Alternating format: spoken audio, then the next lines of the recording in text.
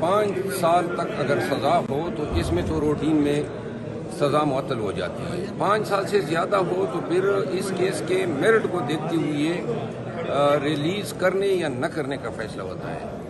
کیونکہ توشاخانہ کیس میں بہت ساری مشگافیاں ہیں اور یہ بھی ایک حقیقت ہے کہ جو جج صاحب ہیں بشیر صاحب، وہ دن میں 2 دفعہ ان کا بلڈ پریشر ہائی ہو جاتا تھا، وہ چلے جاتے تھے، ان کو لایا جاتا تھا. جس انداز میں توشاخانہ کے ٹرائل ہوئے، بشر بی بی کا اس میں 342 کا بیان نہیں ہے، وہ ابھی آئی نہیں تھی کہ فیصلہ صادر ہو گیا.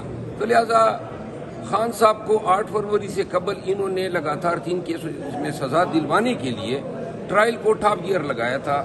ٹرائل جو ہیں وہ جب تک قانونی تقاضے پورے نہ ہو تو ٹرائل ویشیٹ ہوتا ہے، ناقص ہوتا ہے، اور اس کا فائدہ اپیل میں پھر ملزم یا اپیلنٹ کو ملتا ہے. انہوں نے وہ سزا دلوانے کے چکر میں ٹرائل کا ہی ستیہ ناش کیا. تو لہٰذا یہ ہونا ہی تھا جو آج اسلام آباد ہائی کورٹ نے سزا معطل کی ہے.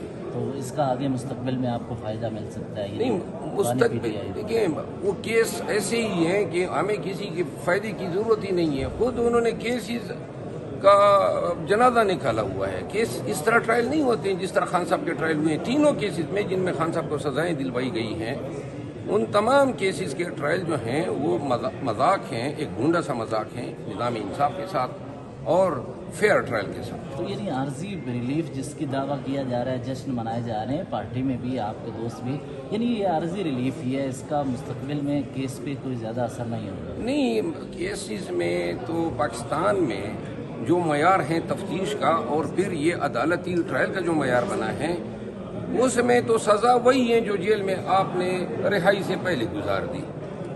باقی تو کوئی سزائیں آج تک نواز شریف کسی کیس میں سزا یاب ہوا، ساری دولت ہڑپ کرنے کے باوجود حضرت بری ہو جاتے ہیں. تو لہذا پاکستان میں خان صاحب کو یہی سزا تھی جو 8 مہینے انہوں نے گزار دیے. باقی جو ہیں یہ کیسز توشاخانہ کیسز میں 3 گاڑیاں جو ہیں زرداری صاحب اور 1 بلٹ پروف گاڑی 6 لاکھ کی وہ نواز شریف لے گئے. ان کے تو ٹرائل نہیں، شکایت ہی نہیں ہوئی ہے.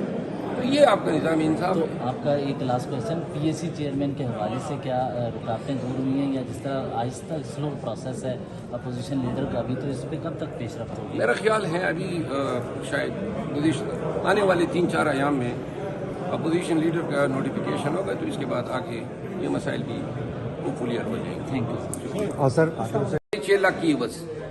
اور خان صاحب کے خلاف تو یہ ان کے خلاف شکایت تک نہیں آئی ہے. یہ دوہرا معیار ہیں پروسیکیوشن کا اور عدل کا. ٹھیک ہے. آپ کیا دیکھ رہے ہیں حالات کس ڈائریکشن میں جا رہے ہیں آپ جب 2 اہم فیصلے سامنے؟ نہیں، یہ جو فیصلے ہوئے ہیں لازماً سپریم کورٹ کے اس فیصلے کو ہم خوشائند قرار دیتے ہیں اوریجنل جوری، اور پھر اس کی کمپوزیشن کو بھی ہم بیلنس قرار دیتے ہیں. سینئر جج صاحبان اس میں شامل ہیں اور یہ عدلیہ کی اپنی وقار، اس کی اپنی آزادی، خود مختاری اور سالمیت کا سوال ہے. تو لہٰذا یہ مقدمہ پاکستان کی عدالتی تاریخ کا سب سے سنجیدہ ترین مقدمہ ہوگا، اور اس مقدمے کی سماعت کے دوران روزانہ جو ہیں قوم کو ایسی بیانک خبریں سننے کو ملے گی. کیونکہ میں سمجھتا ہوں کہ اب اور جج صاحبان بھی سامنے آئیں گے اور وہ بھی اپنی دکھ بھری بپدا جو ہیں وہ قوم کے ساتھ اور عدالتوں کے ساتھ شیئر کریں. اچھا شیخ افضل مروت صاحب، لوگ عمران خان کی رہائی کے حوالے سے پوچھتے ہیں کہ عمران خان کب باہر آئیں گے؟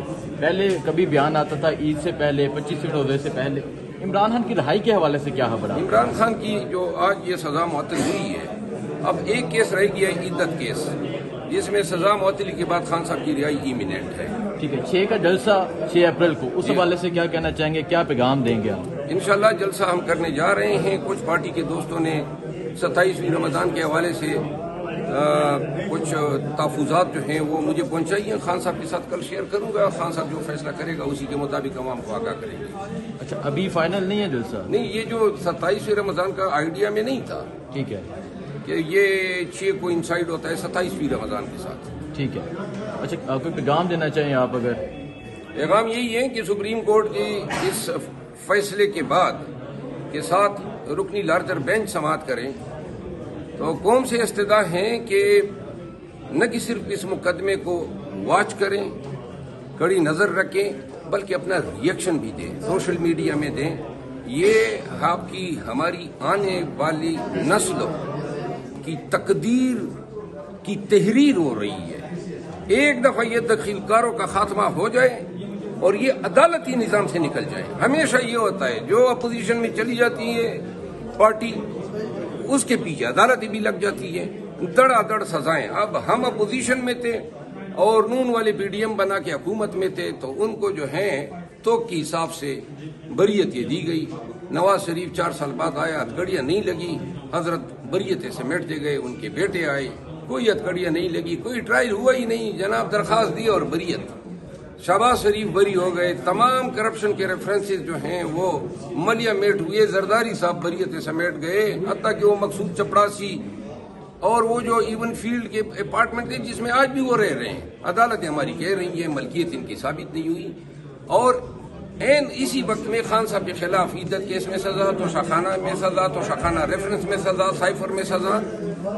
یہ دور معیار ہیں. تو لہذا یہ جب اس پہ پل باندھا جائے گا اور عدالتیں دخیل کاری کو روکیں گی تو آئندہ جو ہیں یہ فائدہ گورنمنٹ کو ہے, کیونکہ آج کی گورنمنٹ کل کی اپوزیشن ہے.